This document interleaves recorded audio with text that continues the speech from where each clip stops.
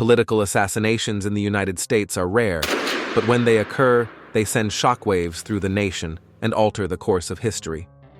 Over the last 50 years, 5 such events have stood out for their impact on democracy, the divisive climates that fueled them, and the disturbing motivations of those who carried them out. From the city halls of the 1970s San Francisco to the political stages of 2025, these tragedies reveal how personal grievances, ideology, and extremism can turn into deadly violence. Number 5. George Moscone, 1978.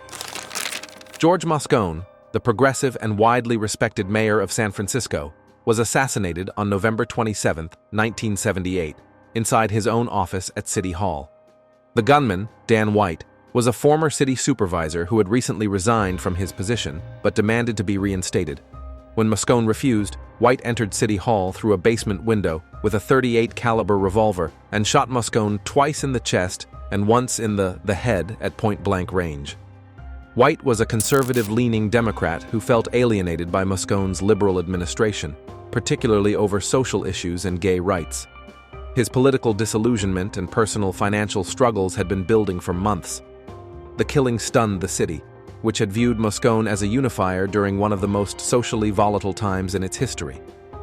The murder marked the first time in decades that an American mayor had been assassinated while in office. After shooting Moscone, White immediately walked down the hall and murdered fellow supervisor Harvey Milk, making the event one of the darkest in California's political history.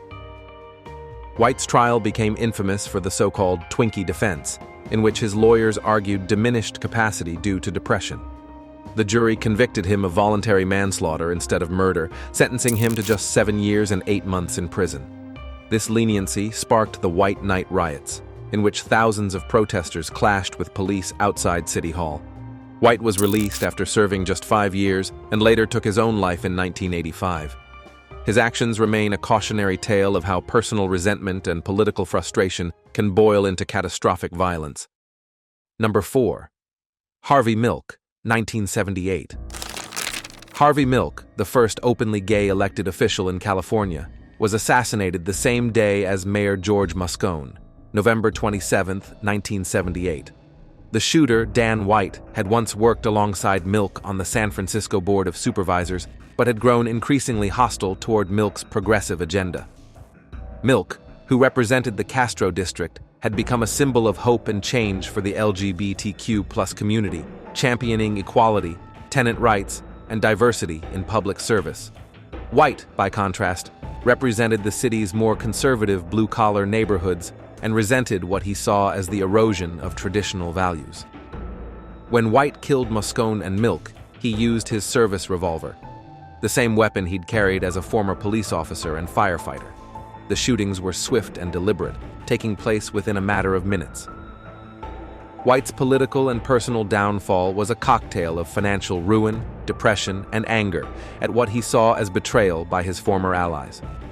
Despite his claims that the killings were not politically motivated, the targets of his violence, a liberal mayor and a gay rights activist, spoke volumes about the culture wars simmering in 1970s America. In the years following, Milk became a martyr for equality and inclusion, while White became a symbol of intolerance and the dangers of unchecked rage. The outcry from the verdict and White's minimal sentence led to demands for justice reform and greater protections for public officials. Milk's life and legacy have been honored with statues, schools, and films bearing his name, ensuring that even in death, his voice continues to inspire movements for equality and acceptance. Number 3. Allen D. Winters, Jr., 1980. Allen D. Winters, Jr., a promising state-level politician in Georgia, was assassinated in 1980 in what investigators determined to be a politically motivated killing. The gunman, Raymond Ray Tillman, was a disgruntled local businessman and outspoken member of a right-wing political organization that opposed Winters' reform policies. Tillman believed Winters' proposed zoning laws and business tax reforms were part of a socialist plot that threatened his livelihood. He ambushed Winters outside a town hall meeting, shooting him twice in the chest with a 9mm pistol before being tackled by bystanders. At the time, Winters had been viewed as a rising political star, advocating transparency and modernization in local government. His assassination came as a shock to a state that hadn't seen political violence since the civil rights era. Tillman was arrested immediately and showed no remorse, claiming he acted in defense of freedom and property rights. During trial proceedings, it was revealed that he had attended meetings of several extremist groups and circulated anti-government pamphlets. He was convicted of first-degree murder and sentenced to life imprisonment without parole. The murder sent ripples through Georgia politics, prompting tighter security at public meetings and raising awareness about the rise of politically motivated extremism in small-town America. Winter's death silenced a voice for reform, while Tillman's radicalization became an early warning of how ideology could warp into violence. Even decades later, Winter's assassination is cited in local histories as a tragic turning point that revealed how dangerous political polarization had become. Number 2. Melissa Hortman, 2025. Melissa Hortman, former Speaker of the Minnesota House of Representatives, was assassinated alongside her husband Mark at their home on June 14, 2025. The gunman, Ethan Weller, was a 41-year-old ex-military reservist with ties to an anti-government militia group based in northern Minnesota. Weller posed as a police officer conducting a security check before forcing his way into the Hortman's residence. He shot both victims multiple times using a semi-automatic AR-15 rifle, which he had legally purchased months earlier. Investigators found that Weller had a history of online posts accusing Hortman of betraying the Constitution and promoting globalist policies. His attack was deliberate and politically motivated, marking one of the most high-profile assassinations of a state-level official in modern American history. Following the attack, law enforcement discovered a manifesto in Weller's vehicle detailing his belief that mainstream politicians were part of a deep state conspiracy. He identified with far-right ideologies and had participated in armed protest drills. The FBI labeled the incident domestic terrorism. Weller was killed in a shootout with police shortly after the attack, leaving many of his motives to be interpreted from his writings. The nation reacted with horror, and both major parties condemned the violence, calling it an attack on democracy itself. Hortman's assassination reignited debates about domestic extremism, gun control, and the safety of local politicians. Her funeral drew thousands, including past governors and national leaders, all mourning the loss of a respected and moderate voice in Minnesota politics. Number 1. Charlie Kirk, 2025.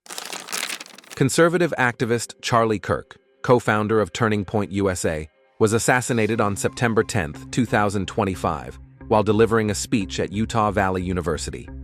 The gunman, Noah Shepard, was a 28-year-old former college student who had previously been expelled for disruptive protests and was known to harbor anti-conservative sentiments. Shepard set up a sniper's perch roughly 400 feet from the venue using a modified .308 caliber hunting rifle equipped with a suppressor. Law enforcement confirmed that he had scouted the area for several days prior to the attack. Kirk was struck in the neck and died at the scene despite immediate medical aid. The assassination unfolded live on multiple streaming platforms, horrifying viewers across the country.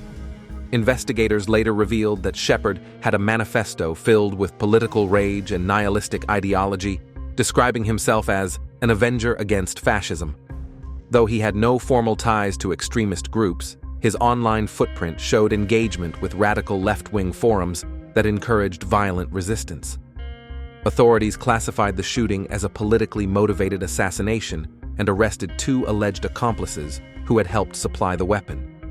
The killing of Charlie Kirk sent shockwaves through the nation, reigniting debates about polarization, media influence, and security at political events. Supporters viewed Kirk as a martyr for free speech, while opponents expressed fears of retaliatory violence. His assassination marked one of the most significant political killings in modern U.S. history, a grim echo of the 1960s-era assassinations that reshaped the country's political landscape. Thank you for watching. If you enjoyed it, please like and subscribe. Until next time.